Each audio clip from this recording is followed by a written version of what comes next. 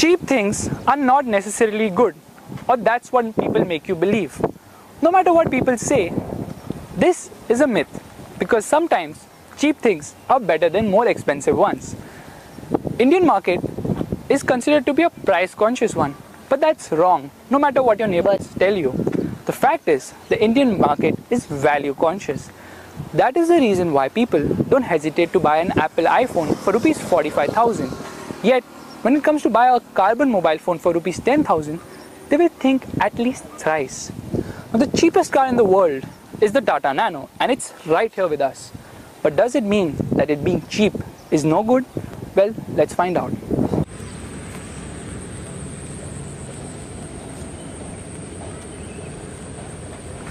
Tata Motors hasn't made many changes to the exteriors of the 2013 Nano.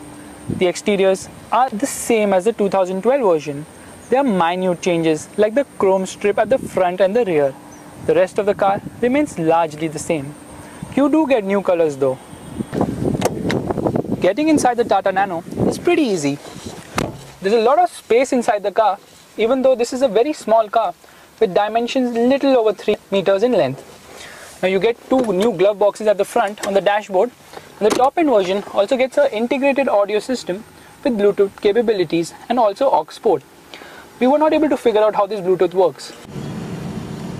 Which will be hidden under the merchandise and other items. Yes, ये बहुत ही cute looking प्राणी है. उनका face round सा. There's quite a lot of space. There's a lot of headroom, and although this car is a bit narrow in terms of width, you really don't collide with your co-passenger that much. The steering is a 3-spoke unit, and we would have loved it if Tata had given the steering a bit up, because at my height, I managed to scrub the steering wheel with my left leg.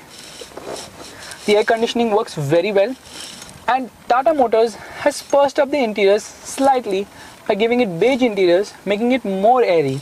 What you also get in the 2013 Nano is slightly better build quality. Now the Tata Nano has quite a lot of space at the rear. There's plenty of space for 2 passengers. The third would be a difficult fit. You also have ample amount of headroom and decent amount of legroom. I'm 6 feet 2 inches tall, and I'm having absolutely no issues sitting at the rear seat. You don't get rear power windows, although Tata Motors does give front power windows. So, how do you access the boot? No, that doesn't work. The rear seats flip forward, and that's what you have to do to access the boot. Not very convenient. Usually under the hood of cars, you find the engine, but not in the Nano. The Nano is a rear engine, rear wheel drive car, and under the hood you get the spare wheel, fuel filler, and other tidbits.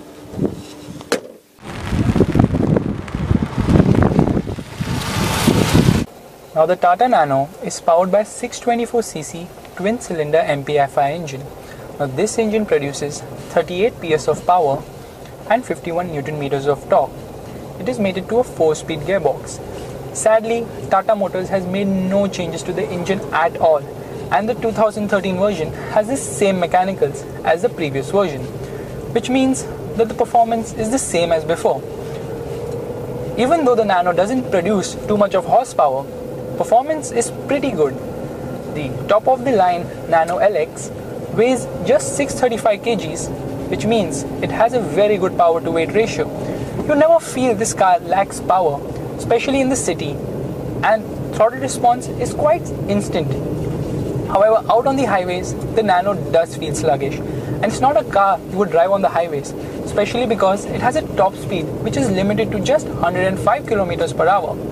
The Nano is quite frugal too, and in normal driving conditions, you should expect a mileage of at least 18 km per litre.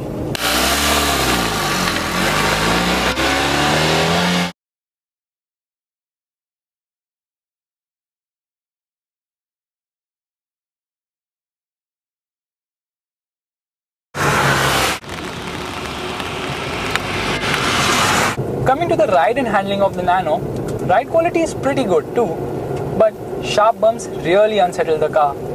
Handling is surprisingly brilliant. You can push the Nano into corners and it goes beautifully. The only fly in the ointment is the steering wheel. It just lacks the precision, it doesn't convey enough, and the lack of power steering still is quite a surprise.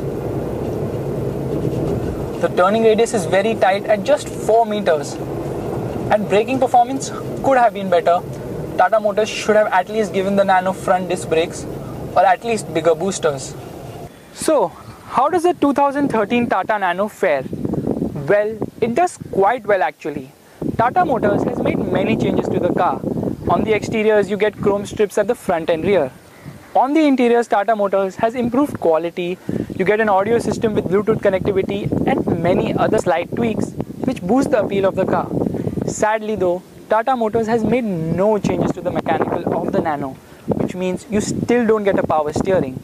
Power steering would have helped greatly because the Nano is a small car which you would love to drive in the city. But when you're approaching parking spots, steering is very heavy at parking speeds, which makes it very difficult to park. Otherwise, as a car, the Nano is a brilliant piece of engineering. There's quite a lot of space on the inside. And at this price, it's definitely worth considering.